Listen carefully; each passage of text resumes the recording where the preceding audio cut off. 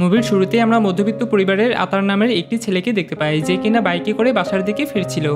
আর সে যাওয়ার সময় বলতে থাকে, প্রত্যেক মানুষেরই জীবনে কোনো না কোনো স্মৃতি থাকে, আর যা ভোলা অনেক কঠিন। আর আমার জীবনেও এমন একটি স্মৃতি রয়েছে।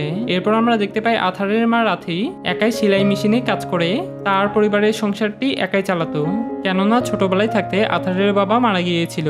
আর এছাড়াও আথারের দুইটি বোন ছিল, তার মধ্যে তার বড় বোন টিয়ারাও মারা গিয়েছিল। আর অন্যদিকে তার ছোট বোন রানী তার মাকে বিভিন্ন কাজে সাহায্য করত। আর অন্যদিকে আথার সবেমাত্র কলেজেই পড়াশুনো করত। যাই হোক, এরপর যখন আতার তার কলেজে যায় এবং পিটিতে দাঁড়ায়, তখন তাদেরই কলেজের একটি স্যার এসে আতারকে বলে, তোমার চুল তো অনেক বড় হয়ে গিয়েছে, তাই কালকের মধ্যেই চুল কেটে ফেলো, ঠিক আছে? আতার বলে, জি স্যার। আর তখনই আরা নামের একটি মেয়ের সাথে আতারের আই কন্ট্যাক্ট হয়ে যায়। এতে করে তারা দুজন একে অপরের দিকে কিছুক্ষণ তাকিয়ে থাকে এবং একটি পর্যায়ে আরা তার মুখটি ঘুরিয়ে নেয়। আর এখান থেকেই তাদের ভালোবাসার গল্পটি শুরু হয়। যাই হোক, এরপর যখন তাদের ক্লাসটি শুরু হয়ে যায়, তখন তাদের ম্যাম একে একে সবার নাম ডাকলে তখন তার ম্যাম বলে, আহমদ হিমায়তুল্লাহ রহমত কে? তখন একটি মোটু ছেলে হাত তুলে বলে, ম্যাম আমি। এইসব দেখে তার ম্যাম বলে, তাহলে আমি তোমাকে কি বলে ডাকবো, আহমদ হিমায়তুল্লাহ নাকি রহমত, কোনটা? সেই মোটু ছেলেটি বলে, ম্যাম আপনি আমাকে মামদ বলেই ডাকেন। দেখো কাণ্ড, তিনটা নামের মধ্যে একটা নামও ডাকতে বলে নেয়। যাই হোক, এরপর যখন আরাকে নাম প্রেজেন্টের জন্য ডাকা হয়, তখন আতার আরার নামটি শুনে সেই খাতায় আরার নামটি লিখতে থাকে। আর এরপর যখনই তাদের ম্যাম আতারের নাম বলে, তখন আতার আরার নামটি খাতায় লিখতে ব্যস্ত থাকায় সেই তার নাম প্রেজেন্ট করতে ভুলেই গিয়েছিল। তবে সেই সময় তার বন্ধু তাকে নাম প্রেজেন্টের কথা মনে করিয়ে দিলে আতার সাথে সাথে তার হাত তুলে নাম প্রেজেন্ট করলে তার ম্যাম বলে, তুমি কি দিনে জেগে জেগে স্বপ্ন দেখছো? আতার বলে, ম্যাম আমি নাস্তা করি নাই তো, তাই আর কি। তার ম্যাম বলে, আমিও তো নাস্তা করিনি, তো কি হয়েছে? এইসব বলার সময় আবারও তাদের আই কন্ট্যাক্ট হলে আরা তার মুখটি ঘুরিয়ে নেয়। যাই হোক, এরপর যখন আতার লাইব্রেরিতে একটি বই নিয়ে আসতে যায়, তখন আবারও তাদের মধ্যে আই কন্ট্যাক্ট হলে আরা কিছুটা লজ্জা পেয়ে যায় এবং সেখান থেকে চলে যায়। এর পরের দিন আতার যখন আবারও ক্লাসে আসে, তখন সেখানে থাকা ক্লাস ম্যামটি আতারকে একটি অঙ্ক করার জন্য হোয়াইট বোর্ডের সামনে ডাকে। এতে করে যখনই আতার হোয়াইট বোর্ডে যায় এবং অঙ্কটি সলভ করে, তখন তার ম্যাম বলে, তুমি আবার কি করলে? তোমাকে তো আমি অঙ্কটা সলভ করতে বলেছি, প্রশ্ন তো লিখতে বলি নাই। আর এইসব দেখে তো মামত আতারের উপর অনেক মজা নিতে থাকে। আর তখনই তাদের ম্যাম সবাইকে উদ্দেশ্য করে বলে, তোমরা কি কেউ এই অঙ্কটা করতে পারবে? এতে করে আরা হোয়াইট বোর্ডের সামনে চলে যায় এবং সেই অঙ্কটি সলভ করে ফেলে। এইসব দেখে তার ম্যাম আরাকে বলে, আরা মনে হচ্ছে তুমি আতারকে সম্পূর্ণ করেছো। এইসব শুনে আবারও তারা দুইজন একে অপরের দিকে তাকালে আরা আবারও লজ্জায় তার মুখটি ঘুরিয়ে নেয়। এরপর আমরা দেখতে পাই কলেজের একটি ফেস্টিভ্যালে আতার গান গাইলে কলেজের সকল স্টুডেন্টসরা সেই গান শুনে তো একদম খুশিতে আত্মহারা হয়ে যায় এবং কি আরারও সেই গানটি অনেক ভালো লাগে। আর এছাড়াও আতার অবশ্য আরাকে কেন্দ্র করেই গানটি গাইছিল। তবে এক পর্যায়ে আরা সেখান থেকে চলে যায়, কিন্তু এক পর্যায়ে আতার গানটি শেষ করলে সে আরাকে খুঁজতে থাকে, কিন্তু ততক্ষণে তো আরা সেখান থেকে চলে গিয়েছিল। যাই হোক, এরপর রাত করে আতার যখনই চুরি করে বাসায় ঢুকছিল, তখন তার মা আতারকে ডেকে বলে, আতার তুমি ব্যান্ডে যোগ দিতে পারো অথবা তুমি বাসায় দেরি করেও ফিরতে পারো, কিন্তু আমি তোমার কাছে যা চাইছি, তুমি কখনোই তোমার পড়াশোনায় অবহেলা করো না, আর আল্লাহর কাছে প্রার্থনা করতে ভুলে যেও না। এইসব শুনে আতার তার মাকে বলে, মা আমি কি কাউকে ভালোবাসতে পারি? তার মা বলে, তুমি কি কাউকে ভালোবাসো? আর যদি তাই হয় তাহলে তুমি আল্লাহর কাছে প্রার্থনা করো, হে আমার প্রিয় আল্লাহ, যদি তার প্রতি আমার অনুভূতি তোমার কাছ থেকে আসে তাহলে দয়া করে তুমি আমাকে সঠিক পথ দেখাও। তখন এইসব কথা আতার খুব মনোযোগ দিয়ে শুনছিল। যাই হোক, এরপর যখন আতার টিফিন টাইমে তাদেরই কলেজে একটি মসজিদে নামাজ পড়ে ঘুমাচ্ছিল, ঠিক তখনই তার বন্ধু মামদ মসজিদের সামনে যখনই এলোমেলো জুতোগুলো সাজিয়ে রাখছিল, ঠিক তখনই মামদ একজোড়া দুর্গন্ধযুক্ত জুতো পেলে সে বলতে থাকে, আমি দুর্গন্ধযুক্ত একজোড়া কালো জুতো পেয়েছি, তাই তাড়াতাড়ি চলে আসো, আর না হয় আমি এই জুতোটি ফেলে দেবো। এইসব বলে যখনই মামদ জুতোটি ফেলতেই যাচ্ছিল, ঠিক তখনই আতার ঘুমের মধ্যে মামতের এইসব কথা শুনে সে তাড়াহুড়া করে মামতের কাছে চলে আসে এবং বলে, ভাই তুই এইসব কোথায় নিয়ে যাচ্ছিস? মামদ বলে, তোমার এই দুর্গন্ধযুক্ত জুতো খুবই বিরক্তকর।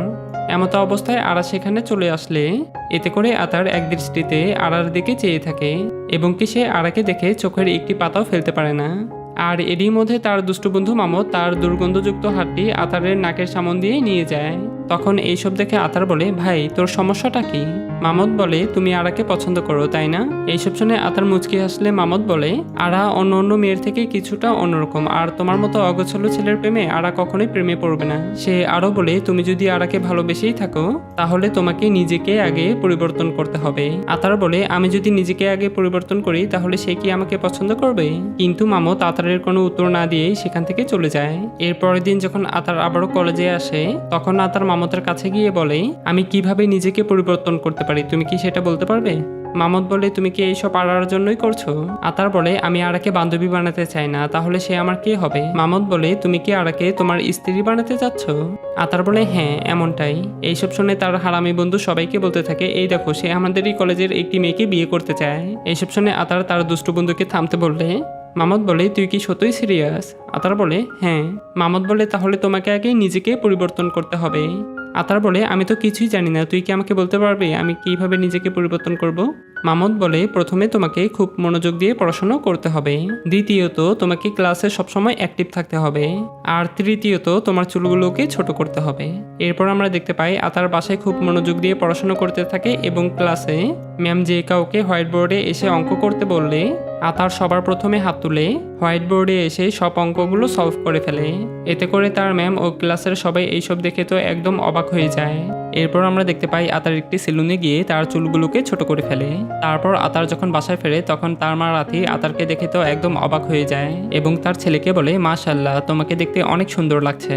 এইসব বলে তার মা রাতি তার স্বামীর ছবির দিকে তাকালে মনের অজান্তেই তার দু চোখ দিয়ে পানি চলে আসে। এইসব দেখে তার ছোট বোন আতারকে বলে, তুমি আবারও মাকে কাঁদালে? এইসব শুনে তাদের মা বলে, আরে ধুর, আমি পেঁয়াজ কাটতেছি তো তাই আর কি আমার চোখ দিয়ে পানি পড়তেছে। যাই হোক, এরপর যখন আতার কলেজে যায় তখন আরা আতারকে দেখে তো তার দু চোখ আতারের থেকে সরিয়েই নিতে পারছিল না। এতে করে তার বান্ধবী আরাকে বলে, তোর কি হয়েছে বলতো?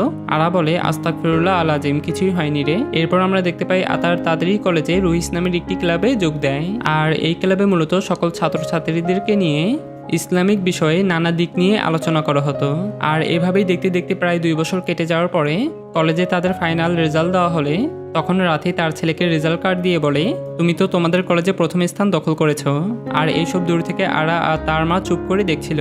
যাই হোক, এরপর আতার সেখান থেকে যাওয়ার সময় আরাকে সালাম দিয়ে সেখান থেকে চলে যায়।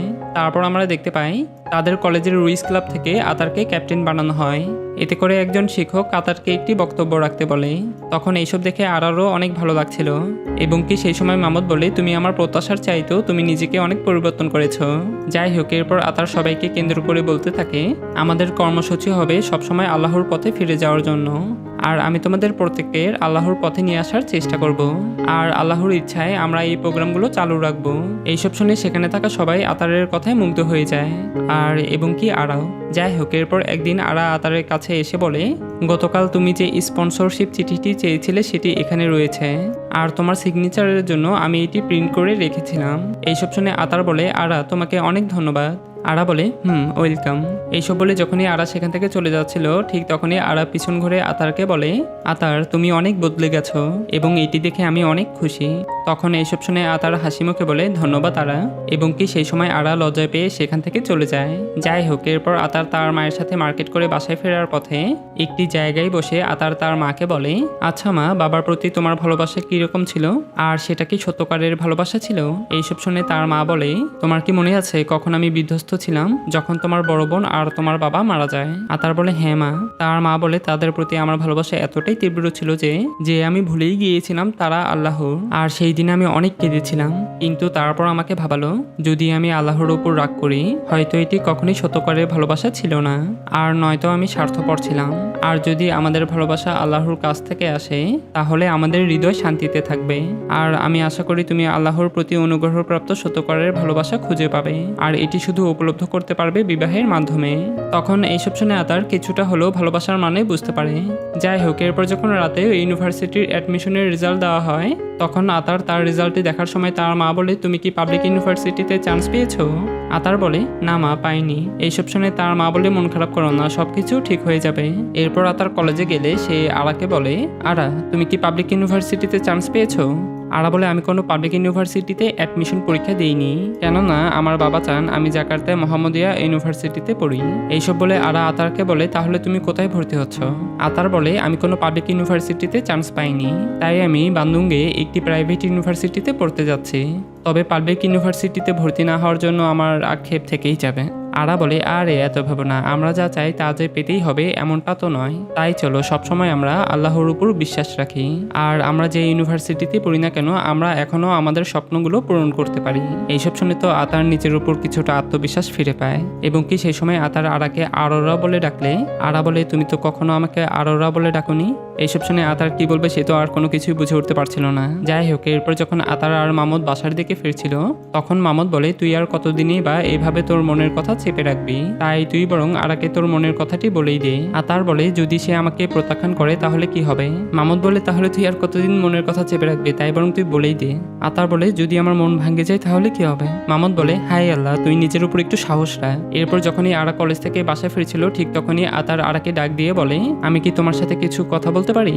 আরা বলে কি সম্পর্কে? আতার বলে তোমার সম্পর্কে। সে আরো বলে তোমার কি মনে আছে যেদিন আমাদের প্রথম দেখা হয়েছিল সেদিন আমরা দুইজন 3 সেকেন্ডের জন্য একে অপরের দিকে চেয়েছিলাম, আর এরপর থেকে আমি আশা করেছিলাম যে তুমি আমার আত্মার সঙ্গী হবে। আরা বলে এটা তো আল্লাহই ভালো জানেন, তাই আমি আশা করি আমাদের জীবন সঙ্গী যেই হোক না কেন সেটি একমাত্র আল্লাহর ইচ্ছাই হবে। তাই আমরা বরং আমাদের স্বপ্নের উপর মনোনিবেশ করি, আর সবার আগে আমাদের মা বাবার সেবা যত্ন করা আমাদের কর্তব্য। আর আমরা যদি এক হই তাহলে আমরা এমনিতেই এক হব।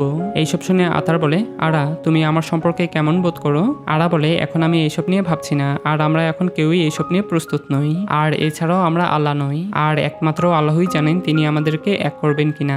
তাই চলো আমরা একে অপরের জন্য অপেক্ষা না করি, আর কেবলমাত্র আমরা আল্লাহর উপর ভরসা রাখতে পারি। আতার বলে হ্যাঁ বুঝতে পেরেছি, আর তোমার জন্য অনেক অনেক শুভকামনা রইল, আর আমি আশা করি আল্লাহ একদিন আমাদের আবারও একত্রিত করবেন। আরা বলে ইনশাআল্লাহ আবারও দেখা হবে, আসসালামু আলাইকুম। এইসব বলে আরা সেখান থেকে চলে যায়। আতার বলে ওয়ালাইকুম আসসালাম। আর সে সময় আমরা দেখতে পাই আতারের কিছুটা হলেও খারাপ লাগছিল।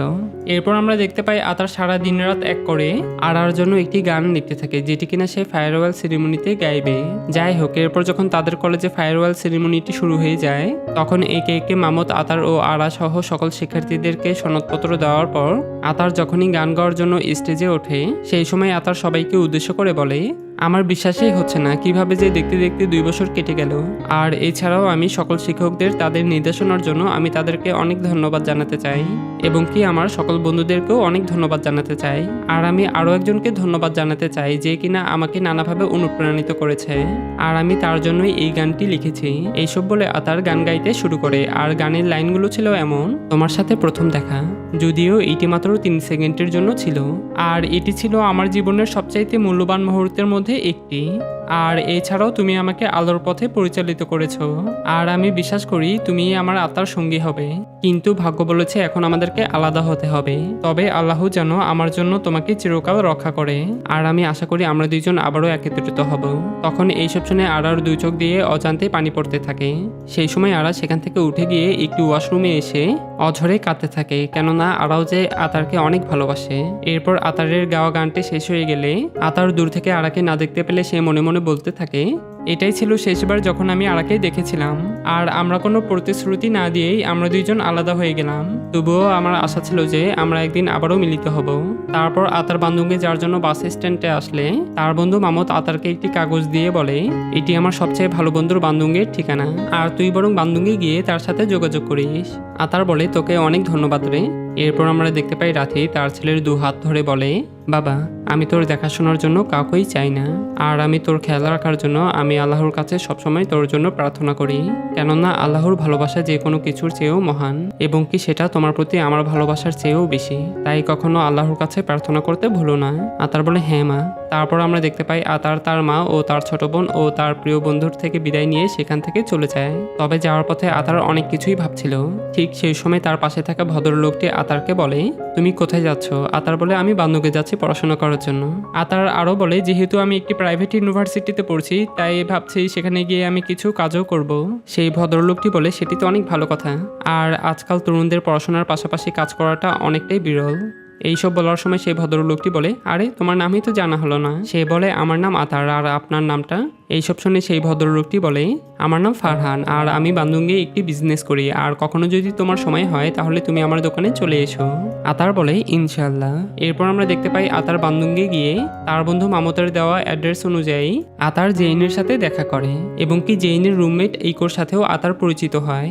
যাই হোক, এরপর যখন জেইন আতারের থাকার জায়গাটি দেখিয়ে দিচ্ছিল তখন আতার জেইনকে বলে বলে, আমার ভয় হচ্ছে আমি প্রথম কয়েক মাস কোনো ভাড়া দিতে পারবো না, কেননা আমার সব টাকা খাবার আর টিউশনের খরচেই যাচ্ছে।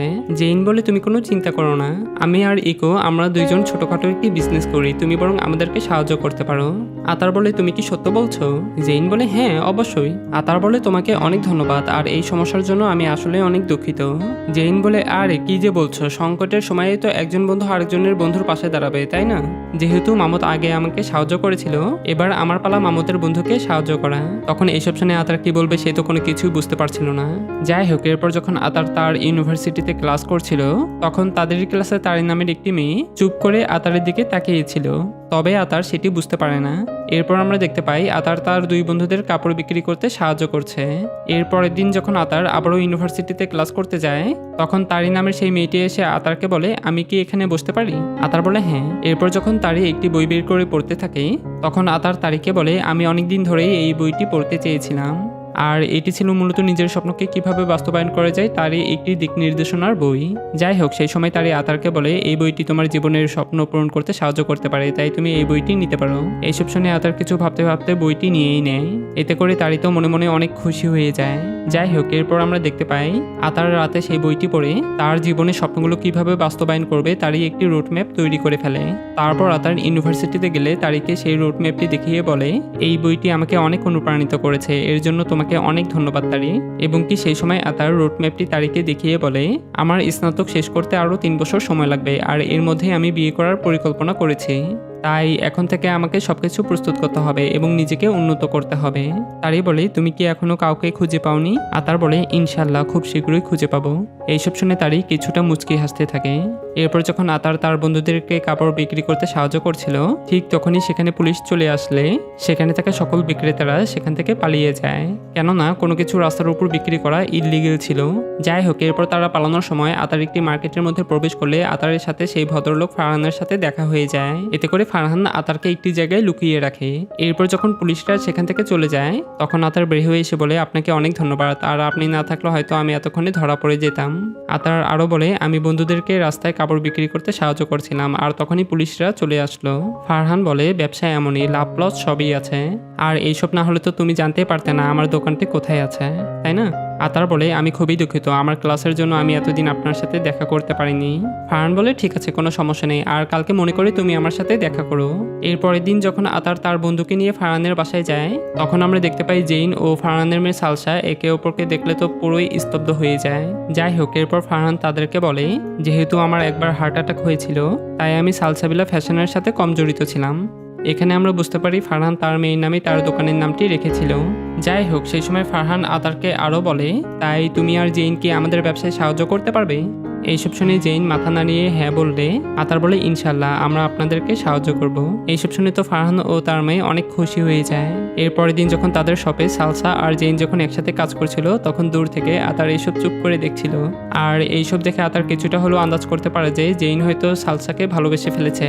যাই হোক, আর এভাবেই দেখতে দেখতে তাদের শপে আগামী মাসের চেয়েও দ্বিগুণ অর্ডার আসতে থাকে। আর এছাড়াও আতার সেই শপে তার সর্বোচ্চটা দিয়ে কাজ করার চেষ্টা করে যায়। আর দূর থেকে ফারহান আতারকে এইভাবে কাজ করতে দেখে তো একদম খুশি হয়ে যায়। আর এছাড়াও বরাবরের মতোই আতার দূর থেকে জেইন ও সালসার অ্যাক্টিভিটিসগুলো খেয়াল করতে থাকে।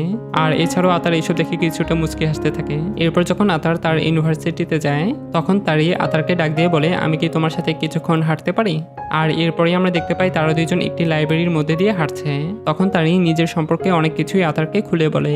সেই সময় তারই আরো বলে, তোমার কি 2 বছর আগের কথোপকথন মনে আছে? সেখানে তুমি আমাকে বলেছিলে তুমি স্নাতক শেষ করার মাঝেই বিয়ে করতে চাও, আর তোমার স্নাতক শেষ হওয়ার আর মাত্র 1 বছর রয়েছে।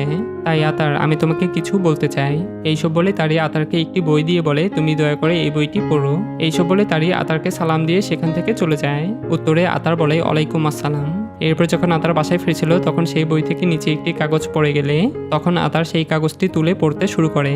আর সেই কাগজে লেখা ছিল, আসসালামু আলাইকুম আতার, আমি জানি না তুমি এখনো তোমার আত্মার সঙ্গীর দেখা পেয়েছো কিনা, আর আমি তোমাকে প্রথম থেকেই অনেক পছন্দ করি, তাই আমি কি তোমার আত্মার সঙ্গী হতে পারি?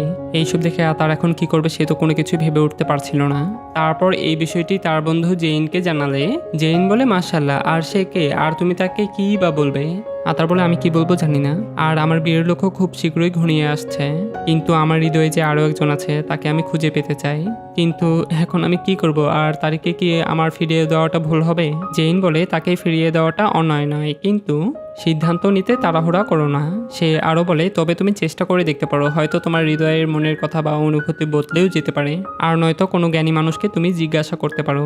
আর এরপরে আমরা দেখতে পাই আতার একটি ইসলামিক সমাবেশে চলে যায়, যেখানে অনেকেই তাদের সমস্যাগুলো তুলে ধরছিল, যেন ইসলামের উপর ভিত্তি করে তাদের সমস্যার সমাধানগুলো যেন খুঁজে পায়। তবে এরই মধ্যে আরা সেখানে থাকা হুজুরকে জিজ্ঞাসা করে, আসসালামু আলাইকুম, আমার নাম আরা। আর তখনই আতার আরার নামটি শুনে স্ক্রিনের দিকে তাকালে সে আরাকে দেখতে পায়। এতে করে আতার তার ভালোবাসার মানুষকে আবারও খুঁজে পায়। যাই হোক, সেই সময় আরা সেখানে থাকা উস্তাদকে বলছিল, আমার বাবা আমার জন্য একটি ছেলের বিয়ে ঠিক করতে চাচ্ছে, কিন্তু আমি ভিতরে ভিতরে দ্বিধাগ্রস্ত বোধ করছি, তাই এখন আমার কি করা উচিত আপনি কি আমাকে বলতে পারবেন? এইসব শুনে সেখানে থাকা উস্তাদ আরাকে বলে, মাশাআল্লাহ, আর এটা খুব বিস্ময়কর প্রশ্ন হলেও সর্বপ্রথম তোমাকে ইস্তাখারা করতে হবে, আর আমাদের অবশ্যই আল্লাহর কাছে চাইতে হবে আমাদের জীবনের সেরা মানুষটি খুঁজে পেতে সাহায্য করার জন্য। সেই উস্তাদটি আরো বলে, আল্লাহ যেন তোমার মনের মানুষটির সাথে তোমাকে মিলিয়ে দেন। এরপর যখন আতার বাহিরে এসে আরাকে খুঁজতে থাকে, তখন আতার আরাকে একটি গাড়িতে দেখতে পায়, কিন্তু ততক্ষণে গাড়িটি ছেড়ে দিয়েছিল। এতে করে আতার আরার সাথে কোনো কথাই বলতে পারে না। এরপর আমরা আতার আর তারিককে একটি জায়গায় দেখতে পাই, যেখানে আতার তারিকে বলছিল, তুমি প্রথম মেয়ে যে কিনা আমাকে পছন্দ করে সেই কথাটি তুমি আমাকে জানিয়েছো, আর এছাড়াও আমার জানা মতে তুমি অনেক ভালো মেয়ে। আর আমি কি করব না ভেবে আমি একটি ইসলামিক সমাবেশে গিয়েছিলাম, কিন্তু সেখানে গিয়ে আমি একজনকে দেখতে পাই, আর সে এমন একজন যার এখনো আমার কাছে অনেক কিছু বোঝায়, তাই আমি দুঃখিত তারি, আর আমি তোমাকে কখনোই আঘাত করতে চাইনি, কিন্তু এটা আমার হৃদয়ের সিদ্ধান্ত, আর এছাড়াও তাকে আমাকে খুঁজে বের করতে হবে। তারই বলে, সেই কি তোমার আত্মার সঙ্গী? আতার বলে, আমিও এর উত্তর খোঁজার চেষ্টা করছি, আর এই জন্যই আমাকে তার সাথে দেখা করতে হবে। আর এইসব শুনে তো তারির মনটা অনেক খারাপ হয়ে যায়, কেননা সে তো আতারকে অনেক ভালোবেসেছিল। এবং কি সেই সময় আতার তারিককে বলে, তারি, তুমি যাকে চাও তাকে যেন তোমার জন্য কোনো লড়াই না করতে হয়, আর সেও যেন তোমাকে অনেক ভালোবাসে, আর আমি চাই তুমিও এমন একজন সঙ্গীকে খুঁজে পাও। তারি বলে, তুমিও। আর আমি এখন বাড়ি যাচ্ছি, আসসালামু আলাইকুম বলে তারি সেখান থেকে চলে যায়। তখন আতার উত্তরে বলে, ওয়ালাইকুম আসসালাম। যাই হোক, এরপর যখন আতার বাসায় ফিরে, তখন তার ছোট বোন ও তার মা আতারকে দেখে তো খুশিতে একদম আত্মহারা হয়ে যায়। তারপর আমরা দেখতে পাই যখনই রাতে তার ছেলের জন্য টেবিলে খাবার রেডি করে রাখছিল, তখন আতার এসে তার মায়ের হাতে একটি কাগজের খাম দিলে তার মা বলে, এটা আবার কি? আতার বলে, বান্দুঙ্গে কঠোর পরিশ্রমের ফল মা। এইসব শুনে যখনই রাতে কাগজের খামটি খুলে দেখে, ঠিক তখনই তার মায়ের দু চোখ দিয়ে অঝরে পানি পড়তে থাকে, কেননা একজন মেয়ে অথবা ছেলে যদি তার কঠোর পরিশ্রমের টাকা তার মায়ের হাতে তুলে দেয়, তাহলে সেই মাটাই বুঝতে পারে সেই অনুভূতিটা কেমন।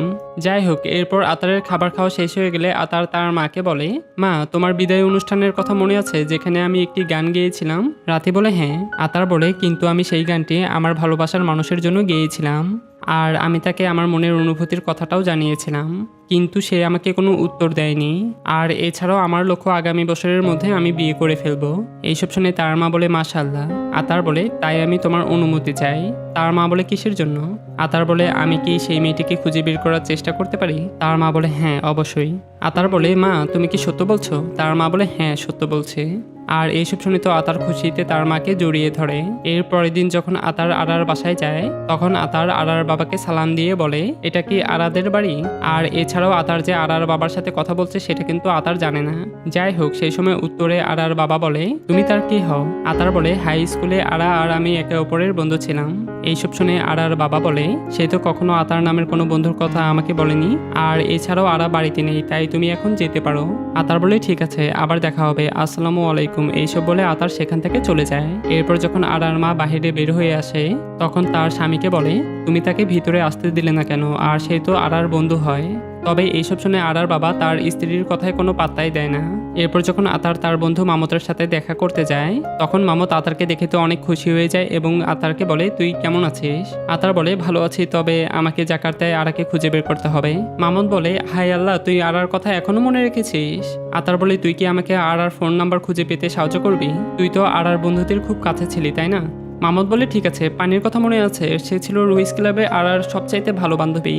আতার বলে, তাহলে তুই তার সাথে যোগাযোগ করে দেখ। আর তখনই মামুদ সাথে সাথে পানির কাছে ফোন দেয়। অন্যদিকে যখন আরা বাসায় ফিরে আসে তখন তার মা আরাকে বলে, গতকাল আমাদের বাসায় একটি ছেলে এসেছিল যে কিনা বিদায় অনুষ্ঠানে গান গেয়েছিল। আরা বলে, আতার এসেছিল তাই না, আর তারপরেই বা কি হলো? তার মা বলে, তোমার বাবা তাকে চলে যেতে বলেছিল। আর এইসব শুনে তো আরার মনটা অনেক খারাপ হয়ে যায়। তখন তার মা বুঝতে পারে আরা হয়তো আতারকে ভালোবাসে। এতে করে তার মা বলে, আমি দুঃখিত, আমি যদি আবারও আতারকে দেখতে পাই তাহলে আমি অবশ্যই তার ফোন নাম্বার নিয়ে রাখবো।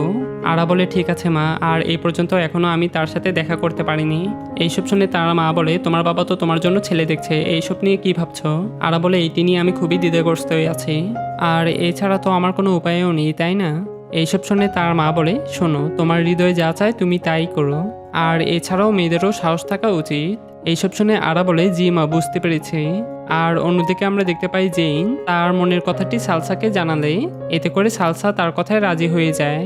এরপর আমরা ফারহান আর আতারকে একটি ইতিমখানায় দেখতে পাই, যেখানে ফারহান আতারকে বলছিল, সালসার ভাই রেন্ডির মৃত্যুর পর আমি এই ইতিমখানাটি তৈরি করেছিলাম, তাই আমি আশা করি এই ভালো কাজটি পরকালে প্রিয়া তো রেন্ডির কাছে পৌঁছাবে।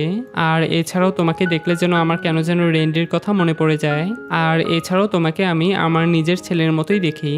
আতার বলে, আমিও আপনাকে আমার বাবার মতো করেই দেখি। এইসব শুনে ফারহান বলে, আমি তোমার কাছে 3টি জিনিস চাই, তুমি কি সেগুলো আমাকে দিতে পারবে? আতার বলে, আমি আমার সর্বোচ্চটা দিয়ে বাস্তবায়ন করার চেষ্টা করব। ফারহান বলে, প্রথমত তুমি এই ইতিমখানাটির দায়িত্ব নাও, দ্বিতীয়ত আমি চাই তুমি সালসাবিলা ফ্যাশনের দায়িত্ব পালন করো, আর তৃতীয়ত আমি আশা করি তুমি সালসাকে বিয়ে করতে রাজি আছো। এইসব শুনে আতার কি করবে সে তো এখন কোনো কিছুই বুঝে উঠতে পারছিল না। তবে সেই সময় আতার ফারহানকে বলে, দয়া করে আপনি আমাকে কিছুদিন ভাবতে দিন। ফারহান বলে, তুমি আসলে অনেক ভালো মানুষ। এইসব বলে সে সেখান থেকে চলে যায়। এরপর যখন আতার আবারও তার বন্ধু মামুদের সাথে দেখা করে, আতার বলে, তুই কি আর কোনো খোঁজ পেলি? মামুদ বলে, আমি গতকাল আরার সাথে কথা বলেছিলাম, আর আমি আরাকে এও বলেছিলাম তুমি তাকে কিভাবে খুঁজছো, কিন্তু সে এই বিষয়ে কোনো কথাই বলল না। আর এইসব শুনে আতারের মনটা আবারও অনেক খারাপ হয়ে যায়। এইসব দেখে মামুদ আরও বলে, আমি আরাকে তোমার ফোন নাম্বারটি দিতে চেয়েছিলাম যেন সে সরাসরি তোমার সাথে কথা বলতে পারে। আতার বলে, আরা তখন কি বলল? মামুদ বলে, আরা তোমার ফোন নাম্বারটি নিতে রাজি হয়নি। আতার বলে, বুঝতে পেরেছি, আর আমাকে সাহায্য করার জন্য তোকে অনেক ধন্যবাদ রে। এইসব শুনে মামুদ বলে, আরে আমি তোর সাথে কেবল মজা করেছি, আরা তোর সাথে দেখা করার জন্য বান্দুঙ্গেই এসেছে। আর তখনই আতার পিছনে ঘুরে তাকালে সে আরাকে দেখতে পায়, আর অনেকদিন পর আতার আরাকে দেখলে তো সে তার মুখের ভাষাটি হারিয়ে ফেলে, এবং কি সেই সময় আরা 1 পা 2 পা করে আতারের দিকে এগিয়ে আসছিল। এরপর যখন তারা দুজন একে অপরের সামনে দাঁড়িয়ে থাকে তখন আতার এক দৃষ্টিতে শুধু আরার দিকেই তাকিয়ে থাকে। যাই হোক, এরপর যখন তারা দুজন একান্তে কথা বলছিল তখন আতার বলে, সত্য বলতে আমি কি বলবো জানি না, আর আমি যে তোমাকে আবারও দেখতে পারবো সেটা আমি কখনো আশাই করতে পারিনি, আর এটা বলতে গেলে আমার কাছে এক ধরনের স্বপ্নের মতোই লাগছে। সে আরও বলে, তুমি কি শুধু আমাকে দেখতে বান্দুঙ্গে এসেছো?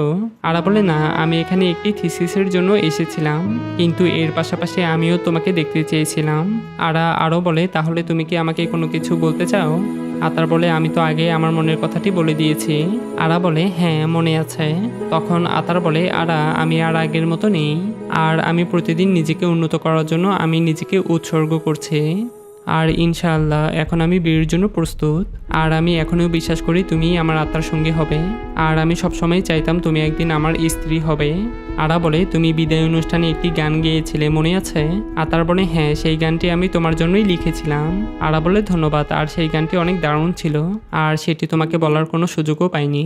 তবে সেই দিন আমি গোপনে অনেক কেঁদেছিলাম, কারণ আমি ভেবেছিলাম আমাদের হয়তো আর কখনোই দেখাই হবে না। আতার বলে, তাহলে আমার বিশ্বাস আর অনুভূতিটা সঠিক ছিল তাই না? আরা বলে, হ্যাঁ, আর আমিও তোমাকে সেই দিনের উত্তরটা দিতে চাই যেই দিন তুমি আমার থেকে জানতে চেয়েছিলে। আতার, আল্লাহ যদি চান তাহলে আমি তোমার স্ত্রী হতে রাজি আছি। আতার বলে, তুমি কি সত্য বলছো? আরা বলে, হ্যাঁ। তখন এইসব শুনে খুশিতে আতারের 2 চোখ দিয়ে পানি চলে আসে, এবং কি তার পাশাপাশি তার বন্ধুও কাঁদতে থাকে। যাই হোক, এরপর আরা আতারকে বলে, তোমার স্বপ্ন কি?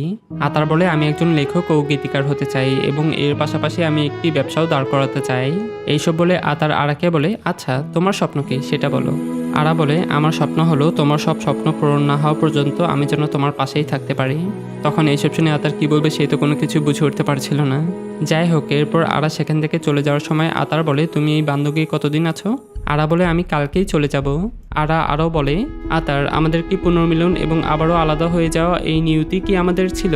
আতার বলে তুমি কি বলতে চাইছো?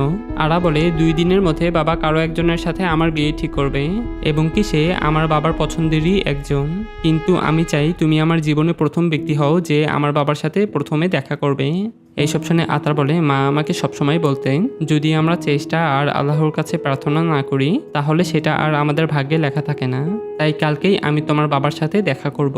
আরা বলে ইনশাআল্লাহ। এবং কি সেই সময় আতার আরাকে একটি ডায়েরি দিয়ে বলে আমি তোমার জন্য একটি কবিতা লিখেছি, তাই দয়া করে তুমি এটি পড়ো। আরা বলে হ্যাঁ অবশ্যই পড়বো, আর তোমাকে অনেক ধন্যবাদ, আসসালামু আলাইকুম বলে আরা সেখান থেকে চলে যায়। উত্তরে আতার বলে ওয়ালাইকুম আসসালাম। এরপর সন্ধ্যায় আতার ফারহানের সাথে দেখা করলে আতার বলে এই সময়ে আপনাকে বিরক্ত করার জন্য আমি আসলেই অনেক দুঃখিত। ফারহান বলে আরে তুমি আমার কাছে কখনই বিরক্ত কর নাও। এইসব বলে ফারহান আরও বলে তোমার কাছে কি সেই দিনের উত্তর আছে? আতার বলে স্যার তার আগে আমি আপনাকে অনেক ধন্যবাদ জানাতে চাই, আর তাছাড়া আমি সালসাকে আমার নিজের বড় বোনের মতো করেই দেখি, তাই আমি আপনার কাছে অনেক অনেক দুঃখিত, আর আমি সালসাকে বিয়ে করতে পারবো না। আর এছাড়াও আমার মনে ইতিমধ্যেই কেউ একজন আছে, তাই আমি তাকেই বিয়ে করতে চাই। ফারহান বলে আমি কোনো জোর করব না, আমি শুধুমাত্র আশা আর প্রার্থনা করতে পারি, এছাড়া আর আমার করার কিছুই নেই। সে আরও বলে তোমার সঙ্গী যেই হোক না কেন তোমরা যেন দুইজন সুখে থাকো। তারপর যখন সন্ধ্যায় আতার বাসায় ফিরে তখন জেইন আতারকে বলে আতার মিস্টার ফারহান অনেক অসুস্থ আর তাকে হসপিটালে নিয়ে যাওয়া হয়েছে। এইসব শুনে আতার আর জেইন এক মুহূর্ত দেরি না করে হসপিটালে চলে আসে এবং জেইন সালসাকে বলে তোমার বাবা এখন কেমন আছে? সালসা বলে বাবা হঠাৎ করে হার্ট অ্যাটাক করেছে। আর তখনই তাদের সামন দিয়ে সালসার বাবাকে আইসিইউ রুমে নিয়ে যাওয়া হলে তখন এইসব দেখে আতারের অনেক খারাপ লাগে। এরপর আমরা দেখতে পাই আতার জেইন আর সালসা বলে সালসা আমি দোষী, আমার কারণেই তোমার বাবা হার্ট অ্যাটাক করেছে, কেননা তোমার বাবা বলেছিল আমি যেন তোমাকে বিয়ে করি, কিন্তু আজ সন্ধ্যায় আমি তাকে উত্তর দিয়েছিলাম আর সেখানে আমি বলেছিলাম আমি তোমাকে বিয়ে করতে পারবো না, আর এইসবের কারণেই হয়তো সে হার্ট অ্যাটাক করেছে, আর আমি তোমার বাবাকে কখনোই কষ্ট দিতে চাইনি, তাই সালসা আমি তোমার কাছে অনেক দুঃখিত। তখন এইসব শুনে সালসা আর জেইনেরও অনেক খারাপ লাগছিল, কেননা তারা দুইজন তো একে অপরকে অনেক ভালোবাসে। এরপর আমরা দেখতে পাই জেইন সালসাকে বলছিল সালসা তুমি আতারকে বিয়ে করতে রাজি হয়ে যাও। তারপর আমরা দেখতে পাই আতার নামাজ পড়ে আল্লাহর কাছে প্রার্থনা করতে থাকে হে আমার প্রিয় আল্লাহ, তুমি তো জানো আমার প্রিয় মানুষটাকে, আর সে হয়তো প্রতিনিয়তই আমার জন্য অপেক্ষা করছে, তাই এই মুহূর্তে আমি শুধু একটি জিনিসই চাই, সেটি হলো আমার সাথে যাই ঘটুক না কেন তা যেন তোমার ইচ্ছা অনুযায়ী হয়। এরপর যখন আরা আতারের সাথে হসপিটালে দেখা করতে আসে তখন আতার বলে আরা আমি আমার প্রতিশ্রুতিটি রাখতে পারছি না, আর আমি হয়তো তোমার বাবার কাছে বিয়ের প্রস্তাব নিয়েও যেতে পারবো না, তাই আমি আশা করি তুমি আমার সিদ্ধান্তটি মেনে নিতে পারবে। আরা বলে তুমি যে সিদ্ধান্ত নিয়েছো সেটা হয়তো আল্লাহর অনেক পছন্দের, আর এছাড়া তুমি খুবই ভালো মানুষ, তাই আমি এই ভাগ্যটাকে মেনে নিব। আরও বলেন হয়তো আল্লাহ আমাদেরকে একত্রিত করেছেন যেন আমরা সমঝোতায় আসতে পারি এই বিচ্ছেদের মাধ্যমে, আর আমি সবসময় তোমার জন্য প্রার্থনা করব। আতার বলে আমিও তোমার জন্য সবসময় প্রার্থনা করব। এইসব শুনে আরা আসসালামু আলাইকুম বলে সেখান থেকে চলে যায়। উত্তরে আতার বলে ওয়ালাইকুম আসসালাম। তবে আরা সেখান থেকে চলে যাওয়ার সময় তার অনেক কষ্ট হচ্ছিল, আর এইসব দেখে আতারের মনটাও অনেক খারাপ হয়ে যায়। এরপর যখন আতার ফারহানের সাথে দেখা করতে যায় তখন ফারহান আতারকে বলে তুমি কি আমার হয়ে ইতিমখানার দেখাশোনা করতে পারবে? আতার বলে হ্যাঁ। সেই সময় ফারহান আরও বলে আমি জানি না আমার আর কত সময় বাকি আছে, তাই আমি চাই সালসার বিয়ে আজই হোক, তাই তুমি কি এই বিয়েতে রাজি আছো? আতার বলে হ্যাঁ আমি রাজি আছি। এরপর আমরা দেখতে পাই সালসা আর আতার দুইজনেই বিয়ের জন্য সাজতে থাকে। তবে বিয়ের সময় আমরা দেখতে পাই সালসার সাথে আতারের বিয়ে না হয়ে বরঞ্চ সালসার সাথে জেইনের বিয়ে হচ্ছে, কেননা আতার জেইনের কথা ফারহানকে জানিয়েছিল। এতে করে ফারহান জেইনের সাথে তার মেয়ের বিয়ে দিতে রাজি হয়ে যায়। যাই হোক তাদের বিয়েটি শেষ হয়ে গেলে আমরা দেখতে পাই আতার বাইকে করে আরার বাড়ির দিকে যেতে থাকে। এরপর যখন আতার আরার বাড়িতে চলে আসে তখন আতার আরার বাবাকে সালাম দিয়ে বলে আমি আল্লাহর নামে আমি আরাকে বিয়ে করতে চাই। এইসব বলার সময় ঠিক তখনই আরার বাবার পছন্দের ছেলে বিয়ের প্রস্তাব নিয়ে আরার বাড়িতে চলে আসে। এতে করে আরা আতারকে বলে তুমি কি বিবাহিত নও? আতার বলে আমি সালসাকে বিয়ে করিনি, তাই আমি তোমার বাবার কাছে বিয়ের প্রস্তাব নিয়ে এসেছি। এইসব শুনে সেই ছেলেটির মা বলে তুমি কি করো, তুমি কি ডাক্তার আর আমার ছেলে একজন ডাক্তার, বুঝেছ? এইসব শুনে আরা বলে আপনারা এইভাবে বলছেন কেন? আরা আরো বলে আপনাদের বিয়ের প্রস্তাব দেওয়ার আগেই আতারের থেকে আমি বিয়ের প্রস্তাব পেয়েছি। এইসব বলে আরা তার বাবাকে বলে বাবা আমি দুঃখিত, আর আমি কি আমার পছন্দের মানুষটিকে বিয়ে করতে পারি? এইসব বলে আরা তার বাবাকে অনেক অনুরোধ করতে থাকে। এতে করে তার বাবা সেই ছেলের পরিবারের কাছে ক্ষমা চেয়ে তাদেরকে সেখান থেকে চলে যেতে বলে। এরপর তারা সেখান থেকে চলে গেলে তখন আরার মা তার স্বামীকে অনেক বোঝানোর চেষ্টা করে যেন আতার এবং আরার সম্পর্কটি যেন মেনে নেয়। এতে করে আরার বাবা বলে, আমি তো এর চেয়েও ভালো একটি ছেলে দেখেছিলাম। এইসব শুনে আরার মা বলে, তুমি কিভাবেই বা নিশ্চিত হতে পারো যে এটাই তার জন্য সবচেয়ে ভালো ছিল, এবং কি আরা তোমার পছন্দের ছেলেকে বিয়ে করলেও সে তো নাও সুখে থাকতে পারতো। আর এরপরেই আমরা দেখতে পাই শেষমেশ আতারের সাথে আরার বিয়েটি হয়েই যায়। আর এতে করে তো তারা দুজন খুশিতে একদম আত্মহারা হয়ে যায়। আর এই হ্যাপি এন্ডিংয়ের মধ্যে দিয়ে মুভিটি এখানেই শেষ হয়ে যায়।